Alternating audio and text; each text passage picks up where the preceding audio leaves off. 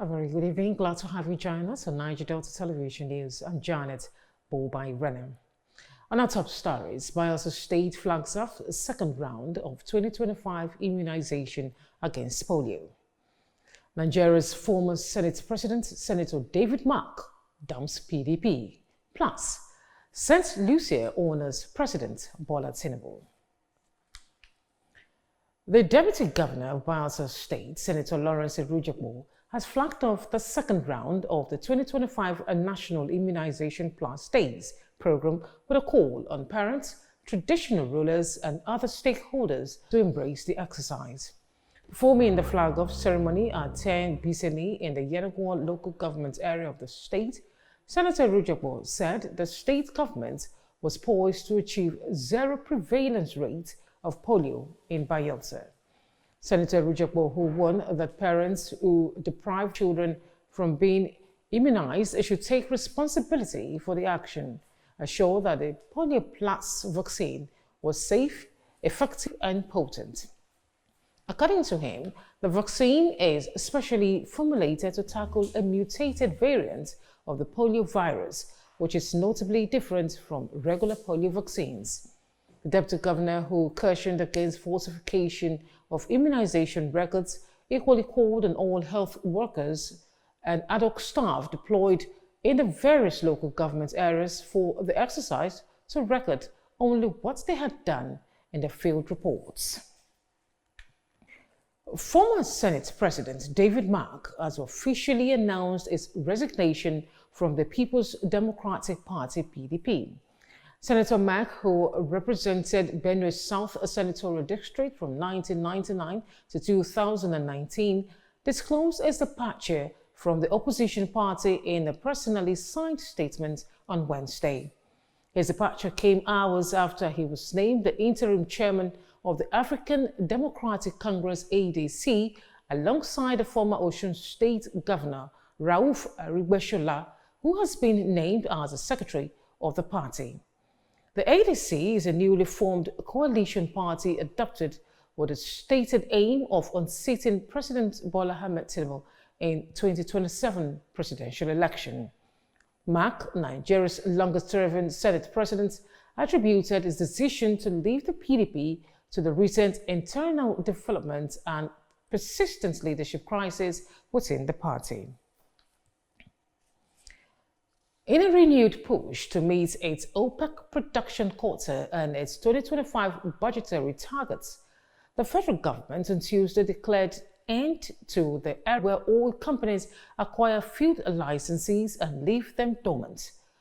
The government warned that it would no longer tolerate operators lacking the technical and financial capacity to develop oil fields, stressing that such a license would be withdrawn. Minister of State of Petroleum Resources, Oil, Senator Eneke Lokpobri, issued the warning at the ongoing 2025 Nigerian Oil and Gas Energy Week in Abuja. He said the government was determined to maximize oil production by ensuring that only serious investors retain access to Nigeria's hydrocarbon resources. The conference had a theme: accelerating energy progress through investment, global partnership, and innovating. If you're just joining us, you're watching Niger Delta Television News, and still ahead, St. Lucia honors President Bola Tinubu. Details of this after the break.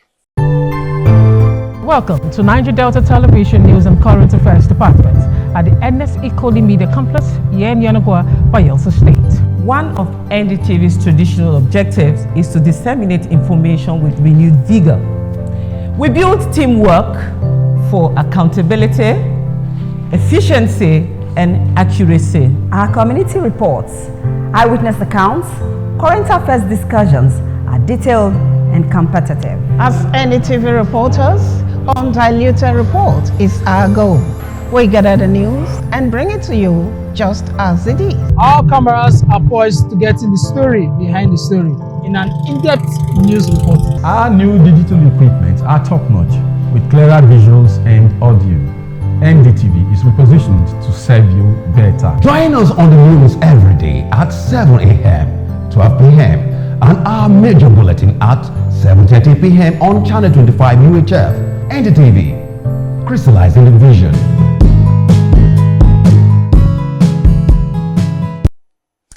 Glad to have you back.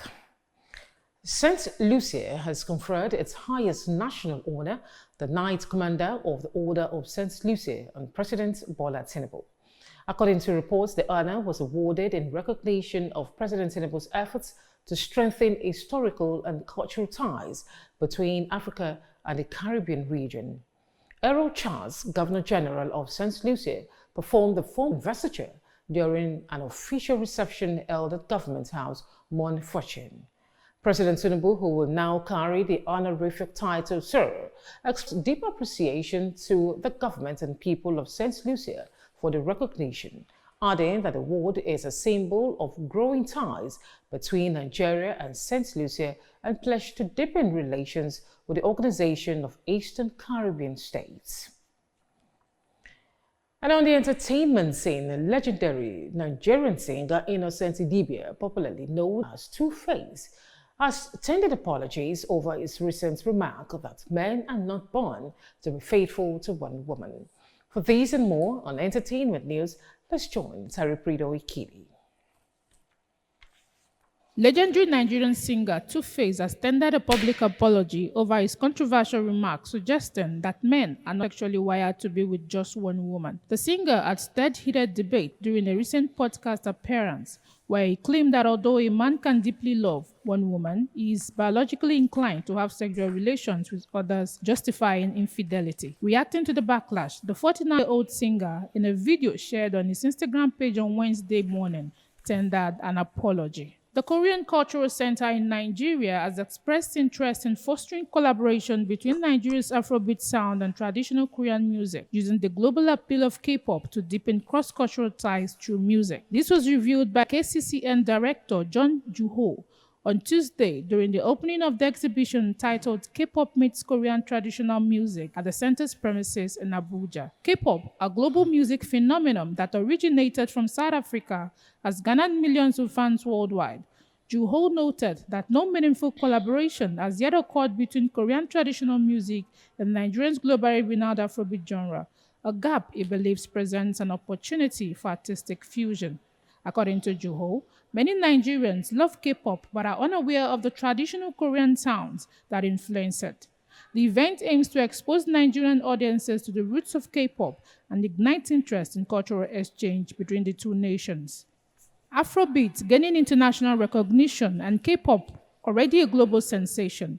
Joo-ho said a collaboration between both genres, blending Afrobeat rhythms with traditional Korean melodies, could yield powerful musical outcomes and strengthen cultural ties between Nigeria and South Korea. The Australian government has cancelled the visa of American rapper Kanye West, also known as Ye, following the release of a song titled Hail Hitler, which promotes Nazi ideology, the country's Home Affairs Minister announced on Tuesday. The song, released in May, came months after a series of anti-Semitic statements by West on social media, including remarks such as, "I love Hitler," and "I am a Nazi," posted on platform X. Home Affairs Minister Tony Burke told newsmen that although West's previous comments had not initially affected his visa status, the release of the news song prompted a fresh review. West, who is married to Australian architect Bianca Sensori, has long-standing ties to Australia and was a regular visitor before the visa revocation. However, Burke's office declined to confirm the exact date the visa was cancelled. The decision follows a string of recent entry bans by Australia, including those imposed last month on pro-Israel influencer Hillel Ford and in October on U.S. conservative commentator Candace Owens. Tariprido Ikidi reporting for NDTV Entertainment News. From the foreign desk, a Ugandan military helicopter carrying 8 people has crashed in Somali capital of Mogadishu. For details of this report and other foreign stories, there is Naro Atembo. A Ugandan military helicopter with 8 people on board crashed and caught fire at the main international airport in Somalia's capital, Mogadishu. A Ugandan army spokesman, Major General Felix Kolaige, who disclosed this, said 3 people escaped with burns, but the other 5 were yet accounted for. Ugandan troops are part of an 11,000-strong African Union force helping the government fight the Al-Qaeda-linked Al-Shabaab group, which has been waging a brutal insurgency in Somalia for more than 2 decades. The head of Somali Civil Aviation Authority, Ahmed Malin, told newsmen that the helicopter had come down in the airport's military section after flying in from the Baladogol base in the Lower Shabelle region, about 90 kilometers, 56 miles northwest of Mogadishu. Also in a statement, the AU mission in Somalia said the 3 survivors had been taken to hospital for treatment while operations were underway to retrieve the remaining crew and passengers. Both AU and Somali officials said an investigation was underway to establish the cause of the crash. UN General has approved a $5.38 billion budget for peacekeeping operations for the 2025-2026 fiscal year. Report says the approved budget is down slightly from the 2024-2025 year, which stood at $5.59 billion for 14 operations. The approval followed weeks of negotiation by delegates amid warning about persistent funding challenges. The 2024-2025 peacekeeping budget, which reflects a modest decrease, followed final settlements of former missions in Cote d'Ivoire and Liberia. Acting on the recommendation of its 5th Committee, Administrative and Budgetary, the Assembly endorsed the budget for 12 missions. It also endorsed the budget for the logistics centers in Entebbe, Uganda, and Brindisi, Italy, and the support counts for peacekeeping. Naro Atembo, NDTV Foreign News. And to end the news, a quick look at our top stories. The Deputy Governor of Bayelsa State, Senator Lawrence Irujikpo, has flagged off the second round of the 2025 National Immunization Plus Days program with a call on parents, traditional rulers, and other stakeholders to embrace the exercise. We also brought to a report that former Senate President David Mark has officially announced his resignation from the People's Democratic Party. And finally, St. Lucia has conferred its highest national honor, the Knight Commander of Order of St. Lucia, on President Bola Tinubu. That's a bulletin. Thanks for joining us. I'm Janet Bobai-Renner.